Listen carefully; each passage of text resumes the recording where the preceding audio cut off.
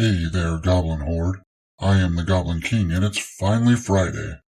That means that I'm listening to Az's sexy, sultry voice as he rips into various things. I can't listen to the long man. He gives me feelings. Az is an object.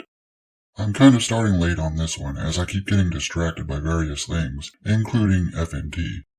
Mostly because my brain just doesn't seem to be in it, though I'm working to power through and get this shit done.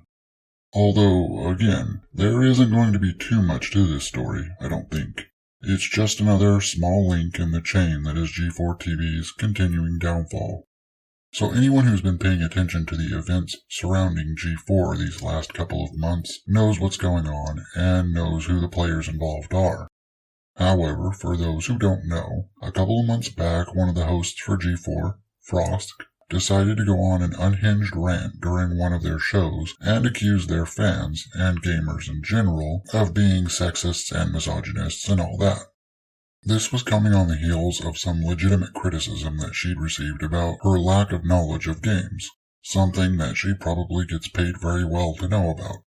However, because the fans of the show were criticizing her, she decided to play the victim and claim that people were targeting her for harassment simply because she's a woman. Which was a completely unfounded claim, and she even admitted that her male co-hosts got just as much shit when they made a mistake as she did. Yet, within the same breath, she then stated that because it happened to her, it was targeted and sexist. All of her co-hosts there were hooting and hollering and egging her on while she was berating fans and the people watching the show, including this guy, who goes by the handle Black Hokage. She went off on a diatribe about men jerking off to her or not jerking off to her, and I'm not sure which one she thought was bad, but as she was saying this, he's sitting next to her going, "Go Frosk, it's weird." This would be the same motherfucker that on his own channel talked about jerking off to women himself, full stop. He talked about this on his own streams, doing the exact thing that he's talking shit about during Frosk's rant.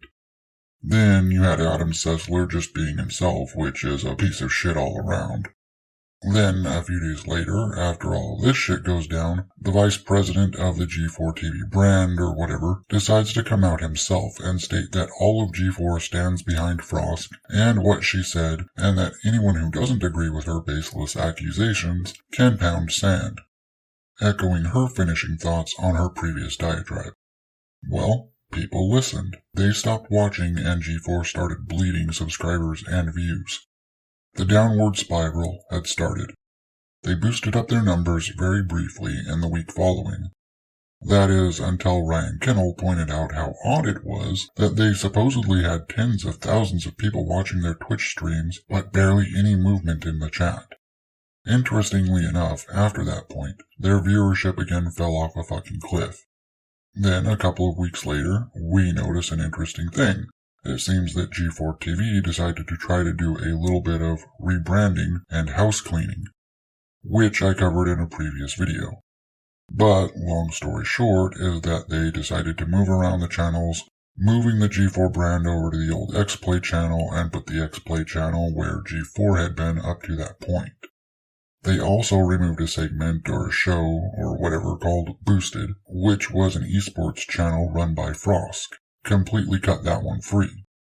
Then, just last week, they do a complete 180 on their content with the new X-Play brand and decide to return to their roots, as it were, and attempt to do some comedic skits and bring on scantily clad women in the form of Amaranth and Just a Minx, and produce what can only be termed more male-centric content, something I also covered in a previous video. Yesterday I covered some tweets by Frosk after the whole Amaranth thing had already hit. As I stated then, they could have been about the Amaranth stuff, but most likely it was in response to dirty trolls such as myself that were poking fun at her. Now I personally didn't do anything like that. I don't care enough about Frosk to troll her, but I do imagine there probably were some trolls in the works. Yeah. Today, though, we just had a pretty big bit of news drop over on Twitter. Now, this is new enough that none of the outlets have actually done anything with it yet. At least a quick Google search hadn't located any articles talking about this, but they probably will by tomorrow. So, I mentioned before the VP of G4, Blair Herter, and his public stance on backing up Frosk and telling people not to watch their stuff. See, there's really a bit of an elephant in the room with that, and I'm pretty sure it's the reason for all of the rebranding, the quiet removal of Frosk from the forefront of the channel, all that stuff. It's that G4 is ultimately owned by Comcast. Comcast, as I understand things, was the one who footed the bill to resurrect G4, paid for all of the production, the staff, and all that jazz. Comcast is a giant business. Giant businesses like to make money, at least in theory. I mean, the argument could be made that neither Warner nor Disney like to make money, but Comcast, at least, still seems to like to make money. How do they make money from G4? Through views, subscribers, memberships, ad revenue from all those eyes, that kind of thing. So when someone like Frosk or Blair Herter come out and actively attack fans, and then tell them not to watch their shows, well, that's a bad thing. The bleeding subscribers, the bleeding views, that's all bad for a company that wants to make money the way Comcast does. So, things happen behind the scenes, and that results in all the stuff we're currently seeing in the front now. The rebranding, Frosk being quiet, and now, this. This is Blair Herter's Twitter account. It seems that Blair Herter, the Vice President of G4, the guy who ran the show back in the day when it was on TV, the guy at least partially responsible for its current resurrection, is now leaving G4 after only 6 months. As you all can see from this tweet, he says, "Life is short and making memories with the ones you love is the most important thing in the world." I can't argue with that sentiment. Here's to the next great Herter family adventure. Goodbye G4 and the US. Hello Team Liquid and the Netherlands. For more context, I made this short video featuring myself. Then he's got this jokey video where this dude who clearly isn't him is saying stuff. Now, can I say here and state unequivocally that Blair Herter got fired? No, not at all. This could be a completely random event where a dude sticks his foot in his mouth and leaves a company he helped rebuild after 6 months to go to a new company that's doing the same basic thing as the old one. Happens all the time, right? For real though, I have no idea whether he got fired, or if he was encouraged to leave, or asked to leave, or what. I have no clue. Though the evidence seems to very strongly point to one of these conclusions. G4TV is in freefall right now, clearly.